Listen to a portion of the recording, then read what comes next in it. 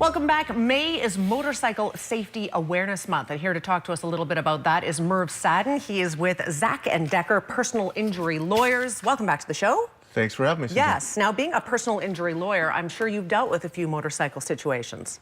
I have. I represent individuals that are injured on motorcycles. Yes. But our focus today is avoiding those accidents. That's right. Because it's Motorcycle Safety Month. Yes. And the most important message I think we can relay to start off this segment is it's not just about motorcycles being safe on the road. It's about everybody else on the road as well. It's about being safe on the road, and we all participate in that, right? And we all contribute to making sure that we're safe. So whether it's another vehicle or another motorcycle, there's things that we can do just to make it safer out there. Okay, so we've got a few things that we're going to look at in terms of some slides. The first one looks like this. So this is an acronym, and at the bottom of the screen you'll see the word C, and it's an easy thing to remember, and it stands for search, evaluate, and execute.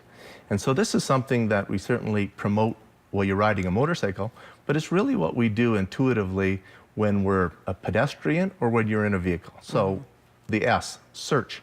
What you're doing is you're scanning the area around you for any hazards that might be coming your way. So that's in your mirrors, vehicles coming behind you. That's the road ahead. There may be a pothole. There might be a piece of debris on the road.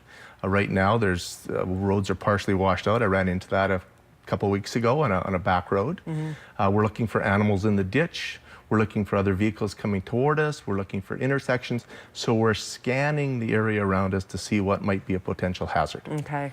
So that's the visual key. Then there's the evaluate. What are these risks and what are we going to do about them? So now you're going to be thinking about the cognitive processes about what we have to do. You might not have to do anything. You might just have to watch. You might want to hit the horn. You might want to slow down. You might want to change your position on the road. You might have to stop. Yeah. The execute now is actually fulfilling what that decision is, right, to maintain that you're safe. Absolutely. Okay. We also have an acronym that you wanted to share. That's on the screen right now. All the gear, all the time. So the acronym is AT-GAT, and you can see that on the screen. Another simple thing to remember. And what is that? It's about wearing all the gear all the time. I have to say, now that it's warm out, you see a lot of people out there. They're wearing a T-shirt, they're wearing a little vest, the beanie cap. They're perhaps not wearing the right glove wear. I know it's an easy thing to want to do, but the protective gear could be the difference between life and death. Well, it certainly can be. I was thinking about this in preparation for today's segment.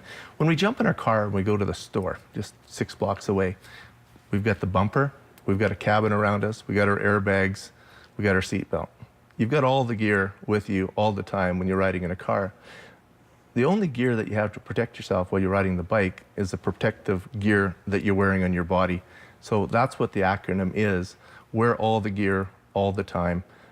You can be injured. You fall over on your bike, literally in a parking lot, you're not wearing a helmet. Yep. You can be concussed. Yep. So the great thing about gear now is it doesn't always have to be all leather, and it doesn't have to be hot. There's great combinations and varieties that are available that breathe well, and you can still be protected. Absolutely. And then we're going to finish the segment with 4 different pledges that Merv wants to talk about. So part of the Motorcycle Safety Awareness Month is to take the Motorcycle Safety Pledge, and it's comprised of 4 different components. So seeing on your screen there, that's the pledge that you take as a motorcyclist to promote your safety. Right, which is the first and most important. The second component of the pledge is for your passenger. So as a passenger, make sure that you look at what's on the screen, read it, and make sure that you're only going to ride with someone that's going to be, make sure that you're safe while you're on the bike. Right, and they're sober.